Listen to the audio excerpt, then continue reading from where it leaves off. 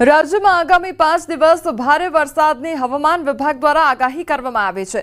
અરબી સમુદ્રમાં well-marked low pressure area સર્જાતા આગામી 24 કલાકમાં ડિપ્રેશન બનવાની સંભાવના વ્યક્ત કરવામાં આવી છે।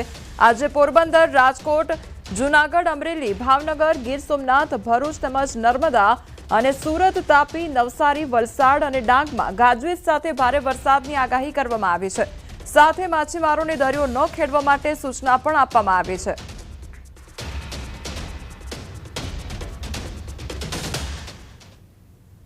आने वाला अगले 5 दिन तक मतलब 23 से लेकर 27 मई तक हम लोग हेवी रेनफॉल का वार्निंग दे रहे हैं।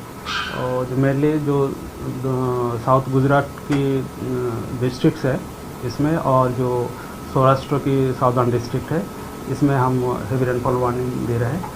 और जो थंडरस्टॉर्म भी रहेगा अगले 2 दिन, थंडरस्टॉर्म विथ लाइटनिंग, जो विंड स्पीड रहेगा 50 से 60 किलोमीटर प्रति घंटा में। સુરતના દરિયા કિનારે જોવા મળ્યો કરંટ અને હજીરાની સુવાલી બીચ ખાતે જોવા મળ્યો છે આ કરંટ। તો અરબી સમુદ્રમાં લો પ્રેશર સર્જાતા કરંટ જોવા મળ્યો છે। કાંઠા વિસ્તારોને એલર્ટ રહેવા માટે સૂચના પણ આપવામાં આવી છે। તો કાંઠા વિસ્તારમાં જે લોકો રહી રહ્યા છે, સ્થાનિક લોકો છે, તેમને તો એલર્ટ કરવામાં આવ્યા છે, સાથે જ માછીમારોને પણ એલર્ટ કરવામાં આવ્યા છે। તો સુરતના દરિયા કિનારે આ કરંટ જોવા મળ્યો છે। હજીરાની સુવાલી બીચ ખાતે કરંટ જોવા મળ્યો। અરબી સમુદ્રમાં લો પ્રેશર સર્જાતા કરંટ જોવા મળ્યો છે। કાંઠા વિસ્તારોને એલર્ટ રહેવા માટે સૂચના પણ આપી દેવામાં આવી છે। તો જે દરિયાઈ કાંઠાના વિસ્તારો છે ત્યાં આગળ એલર્ટ રહેવા માટે લોકોને સૂચના પણ આપી દેવામાં આવી છે, કારણ કે અરબી સમુદ્રમાં જે સિસ્ટમ સક્રિય થઈ છે, લો પ્રેશર સર્જાયું છે, તેના કારણે આ કરંટ છે તે સર્જાયો છે। તો જે આજુબાજુના વિસ્તારો છે તે લોકોને એલર્ટ કરી દેવામાં આવ્યા છે।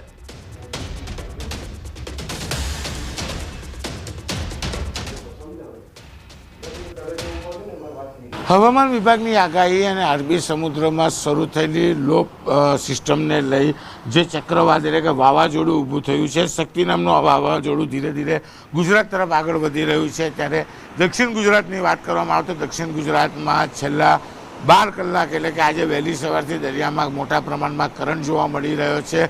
અમે પહોંચ્યા છે સુરતના હજીરા વિસ્તાર પર સુવાલી બીચ ખાતે। દરિયામાં સીધી રીતે જોઈ શકાય છે કે જે પ્રમાણે મોજા ઉછળી રહ્યા છે, સતત મોજાનો કરંટ વધી રહ્યો છે। એટલે કે હવામાન વિભાગે જે રીતે આગાહી આગામી દિવસમાં ભારે વરસાદની આપી છે અને બીજી બાજુ અરબી સમુદ્રમાં લો ડિપ્રેશન જે સર્જાયું છે, જેને લઈને ઊભું થયેલું શક્તિ વાવાઝોડું ગુજરાતને ઢમરોવી શકે તેમ છે, ગુજરાતને અસર કરી શકે તેમ છે, તેને લઈને તંત્ર દ્વારા કંટ્રોલ રૂમ શરૂ કરવામાં આવ્યો છે। ખાસ દરિયામાં નજર રાખવામાં આવી રહી છે, માછીમારોને દરિયામાં ન જવાની સૂચના આપવામાં આવી છે અને મોટા પ્રમાણમાં લોકો દરિયા કિનારે પહોંચે છે તેને દૂર રાખવા માટે તંત્ર દ્વારા તમામ પ્રયાસો શરૂ કરવામાં આવ્યા છે। એટલે કે હવામાન વિભાગની આગાહી વચ્ચે એક બાજુ ભારે વરસાદ તો બીજી બાજુમાં દરિયામાં ઊભું થયેલું વાવાઝોડું ચોક્કસ ગુજરાત પર મોટી અસર દર્શાવી શકે છે। ગુજરાતના દરિયા કિનારે મોટી અસર જોવા મળી રહી છે। કેમેરામેન જીગર ગૂગલ સાથે કીર્તેશ પટેલ, ન્યૂઝ 18 ગુજરાતી, સુરત। તો સુરતના દરિયા કિનારે કરંટ જોવા મળ્યો છે। જે અરબી સમુદ્રમાં સિસ્ટમ સક્રિય થઈ છે, જે લો પ્રેશર સર્જાયું છે, તેના કારણે આ બીચ પર કરંટ જોવા મળી રહ્યો છે અને તેના કારણે જે આસપાસના વિસ્તારો છે ત્યાં આગળ એલર્ટ જારી કરવામાં આવ્યું છે, તેમજ સૂચના આપી દેવામાં આવી છે, લોકોને સાવચેત રહેવા માટે સૂચના આપવામાં આવી છે। આ સાથે માછીમારોને પણ એલર્ટ રહેવા માટે સૂચન કરવામાં આવ્યું છે, કારણ કે આ સુરતના દ્રશ્યો છે કે જ્યાં દરિયાઈ વિસ્તારમાં હવે કરંટ જોવા મળી રહ્યો છે। હવામાન વિભાગની આગાહી જે પ્રકારે ભારે વરસાદની છે, ત્યારે બીજી બાજુ અરબી સમુદ્રમાં લો ડિપ્રેશન સર્જાયું છે અને વાવાઝોડું ધીરે ધીરે આગળ વધી રહ્યું છે। ખાસ કરીને આ વાવાઝોડાને શક્તિ નામ આપવામાં આવ્યું છે, ત્યારે શક્તિ વાવાઝોડું ડીપ ડિપ્રેશનમાં પરિવર્તિત થવા માંડ્યું છે। તેની સીધી અસર દક્ષિણ ગુજરાતના દરિયા કિનારે જોવા મળી રહી છે। ખાસ કરીને સુરતના હજીરા ખાતે આવેલો સુવાલી બીચ કે જે દરિયો હંમેશા શાંત હોય છે, તે અત્યારે કરંટ ધીરે ધીરે દેખાઈ રહ્યો છે। 3 થી લઈ 5 ફૂટ સુધીના મોજા ઉછળતા જોવા મળી રહ્યા છે। આગામી 48 કલાક બાદ સુરત, દક્ષિણ ગુજરાત અને સુરતનો દરિયા કિનારો ગાળો થતો જોવા મળશે। ખાસ કરીને તંત્ર દ્વારા વાતાવરણ પર નજર રાખવામાં આવી છે, દરિયા પર નજર રાખવામાં આવી છે, માછીમારોને દરિયામાં ન જવાની સૂચના આપવામાં આવી છે। દરેક કલાકમાં એક રિપોર્ટ બનાવી ગાંધીનગરના કંટ્રોલ રૂમને તેની વિગતો આપવામાં આવી રહી છે। તંત્ર દ્વારા તમામ તકેદારી રાખવામાં આવી રહી છે. જોકે હાલ વેકેશન ચાલતું હોવાને લઈને લોકો મોટી સંખ્યામાં દરિયા કિનારે પહોંચી રહ્યા છે, ત્યારે ચોક્કસ આગામી સમયમાં જ્યારે કરંટ વધશે ત્યારે દરિયા કિનારાને લોકો પર અહીંયા આવવા પર પ્રતિબંધ તંત્ર દ્વારા મૂકવામાં આવશે.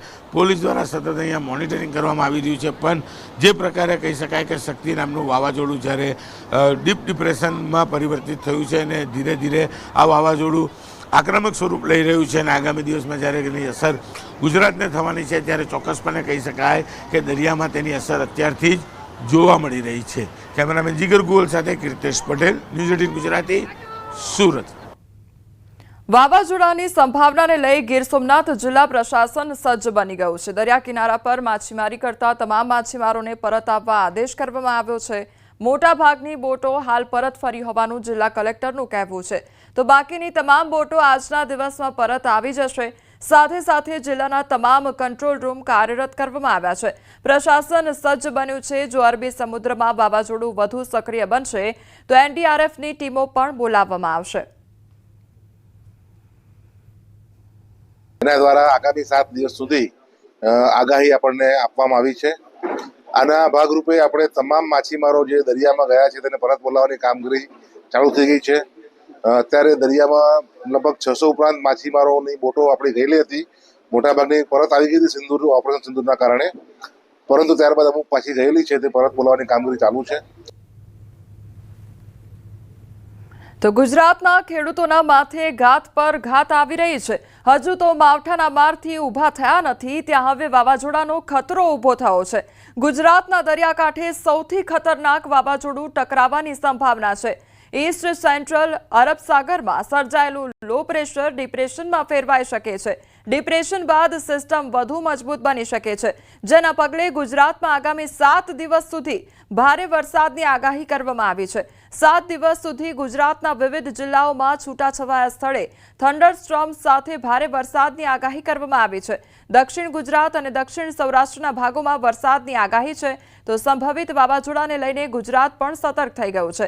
સીએમએ જિલ્લા વહીવટીતંત્રોને સતર્ક અને સજાગ રહેવા તેમજ 24 કલાક કંટ્રોલ રૂમ કાર્યરત કરવા સૂચનાઓ આપી છે.